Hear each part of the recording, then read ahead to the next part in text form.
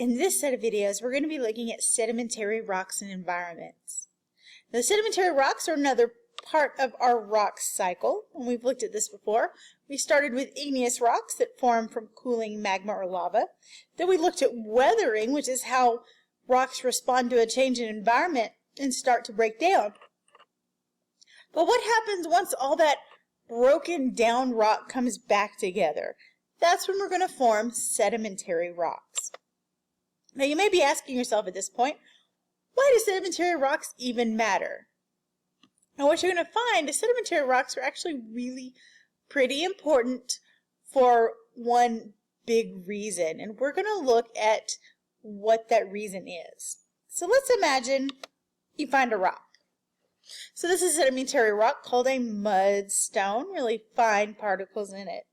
Now let's imagine you're outside where you found this rock.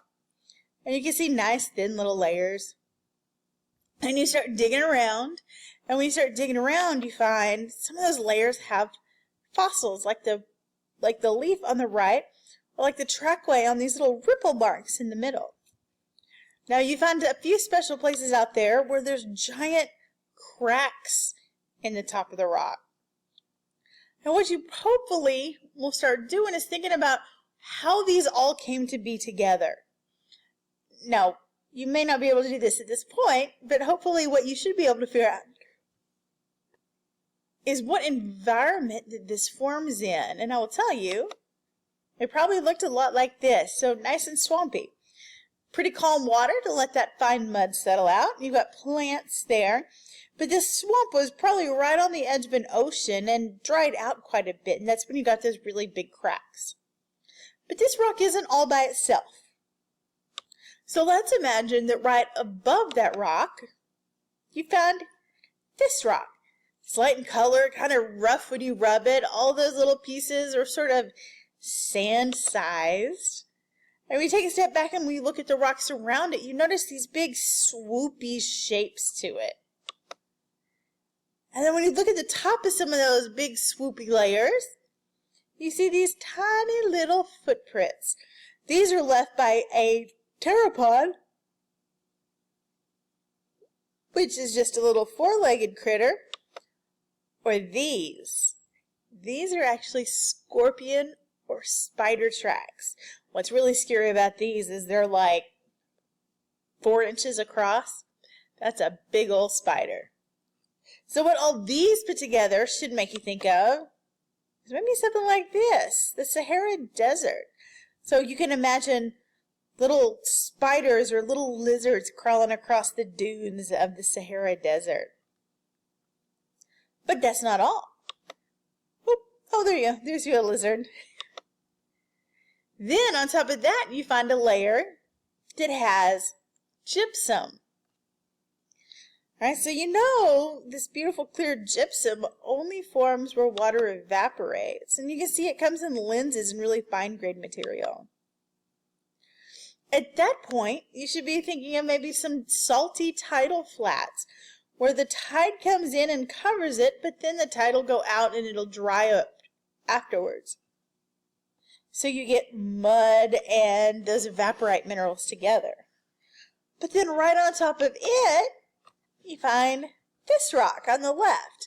Now notice inside that rock, there's a shell fossil. On the fossil, you find fossil like the one on the top right, which is a bryozoan, or fossils on the bottom right, which is a crinoid. Well, all those put together should make you think of maybe this. It's obviously underwater because those are all sea critters. And these are examples of some crinoids and some similar kind of fossils. Now, when you stack all of those one on top of each other, the one on the bottom happened first. And then the one after that was deposited, and then the next one, and then the next one. And what happens now is you can look and see how that environment has changed.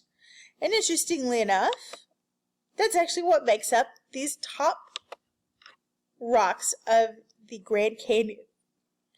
So what we have is that first fine-grained mudstone was the Hermit Shale. The next, that sandstone with the swoopy shapes, was the Coconino Sandstone. The gypsum is found in the torweep, and that limestone is formed in the kaibab.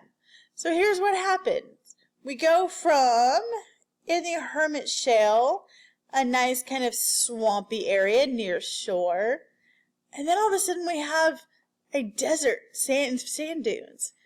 So what happens right now is the sea level is dropped and the sea moved away.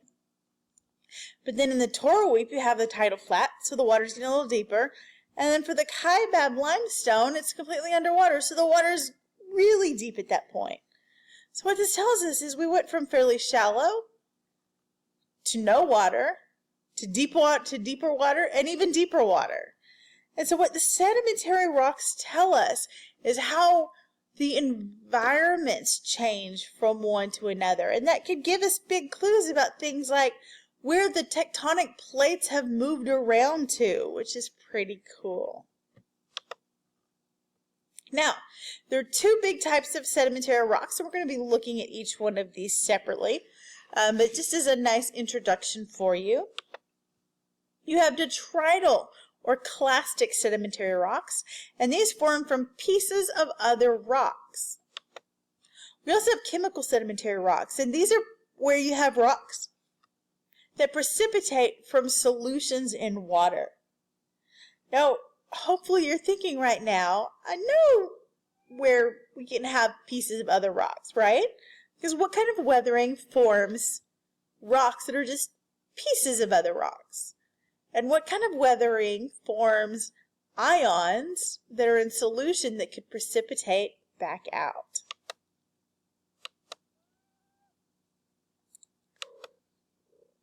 One last look at the Grand Canyon because it's a beautiful example of a bunch of sedimentary rocks. Now we're going to look at those other types of rocks in a lot more detail in the next videos.